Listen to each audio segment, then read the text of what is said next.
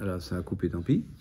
Donc, je disais, la perspective de l'arrivée à l'aboutissement n'est pas absolue non plus. À la fois, ils arrivent, et à la fois, ils sont en train d'arriver, en train de venir de la grande épreuve, c'est-à-dire encore en chemin sur la terre, encore dans la grande épreuve de la vie. C'est ce qu'il dit ici. Hein. D'où viennent-ils au verset 13, là, d'où viennent-ils au présent? D'où sont-ils en train de venir? Pas seulement d'où sont-ils arrivés, quoi. C'est d'où sont-ils en train de venir? C'est un participe présent, ici, au d'où viennent-ils, là. Donc il y a un participe présent pour dire d'où sont-ils en train de venir? Parce que le participe présent a une notion, non pas de dire le passé, mais de dire la continuité. Enfin, le participe aoriste, c'est plus un événement, enfin, un truc non déterminé, d'ailleurs, aoriste, c'est-à-dire non déterminé, mais pour dire, en tous les cas, le présent, lui, est déterminé pour dire c'est en train de se passer, dans une continuité. Bref, la grande épreuve de la vie. Donc, on va voir ça avec une liste de références du Nouveau Testament qui disent tous, on peut dire, oui, le déjà et le pas encore, c'est combiné dans la vie chrétienne. Vous êtes déjà concitoyens du ciel, tout en étant encore sur terre.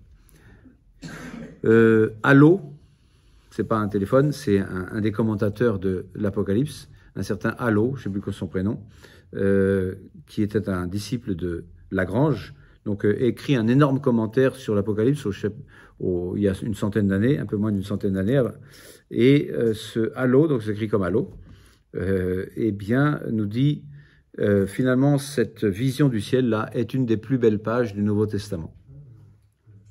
Qu'un chrétien ne saurait se lasser de relire et de méditer, en particulier dans les peines et dans les anxiétés de cette vie, qui est une grande épreuve, en effet, de la vie.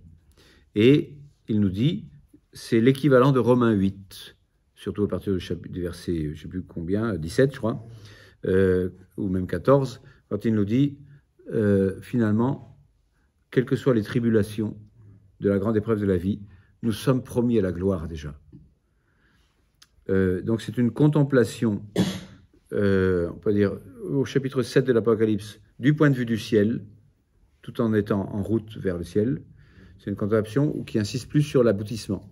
Mais Romains 8, c'est la même chose, tout en, on peut dire, contemplant davantage le chemin, la grande épreuve de la terre, mais l'accent triomphal est le même entre Apocalypse 7, fin du chapitre, enfin du 9 à 17 là, et Romains 8, vous avez, mais qui nous séparera de l'amour du Christ, puisque aucune épreuve de la vie, la grande épreuve de la vie, là, rien ne pourra nous séparer de ce qui est déjà notre gloire, enfin notre gloire future, mais qu'on peut déjà contempler, que contemple l'Apocalypse, qui est encore donc dans la grâce pour nous, dans la vie dans l'Esprit Saint.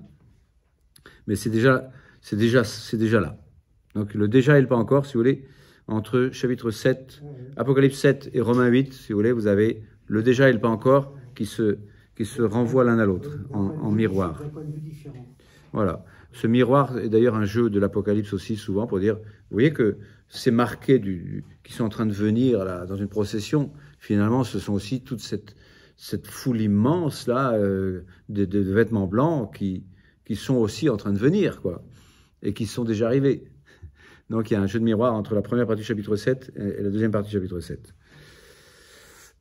Mais c'est un peu difficile, parce que le miroir, forcément, s'il se renvoie l'un à l'autre, on est dans une mise en abîme, comme dirait... Enfin, c'est une... Bref. Debout devant le trône, donc je vous ai déjà dit, ce debout-là, c'est ce même istémie, en grec, le verbe istémie, qui est donc... qui est au participe parfait, là aussi, c'est-à-dire se tenir d'une façon définitive et actuelle, qui servait donc pour décrire déjà à la fois l'agneau immolé et ressuscité en 5-6, qui est donc, je vous le rappelle, le centre du livre de l'Apocalypse. Hein, j'ai vu l'agneau debout et immolé, c'est-à-dire mort et ressuscité, qui est donc celui qui, en tant que tel, peut révéler le reste de la révélation. Dévoiler Dieu, quoi, et l'histoire. Le centre du livre, donc, est ouvrir les sceaux, donc, c'est-à-dire déployer l'histoire et révéler Dieu, en effet. Et l'histoire du salut, donc. le centenier, donc 14-1, donc l'agneau debout aussi. Hein. Au 14-1, donc j'ai vu l'agneau se tenir debout. Et il ne me reste plus que 3 minutes pour être à l'heure. Se tenir debout dans une attitude de ressuscité, de vivant, de priant, donc de face à face, on a dit tout à l'heure. Et donc ça nous rappelle que c'est déjà la messe, puisque à la messe, donc on est debout devant le trône de Dieu, enfin devant l'autel du Seigneur, là, ou devant le tabernacle, mais il y a une question de tente, là aussi, hein, de tabernacle, donc, tente et tabernacle, c'est le même mot, et donc quand on est debout, face à face, pour adorer Dieu, donc finalement, la messe, c'est déjà le ciel sur la terre. Et donc, en 15, donc ici en 7-9, hein, donc ils sont debout, je rajoute face à face que j'ai tiré du chapitre 22, là, et puis je relis aussi 15-2, je relis à 15-2, bon. Et je vis comme une mer de cristal mêlée de feu, et ceux qui ont triomphé de la bête, de son image et du chiffre de son nom, et je ne sais plus quoi encore, debout près de cette mer, donc près de cette mer de cristal. Donc c'est intéressant qu'il y ait cette manière de souligner l'aspect debout. On peut aussi faire le lien avec Éphésiens 6-14. Tenez-vous donc debout, nous dit saint Paul, dans le combat spirituel. Je crois que c'est le même verbe istémie.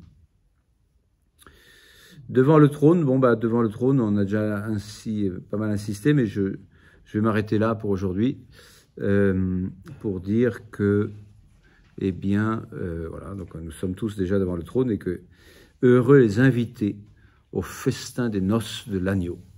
Donc c'est aussi donc dans l'Apocalypse, ça, hein, pour dire voilà, finalement le ciel commence sur terre. Où ça?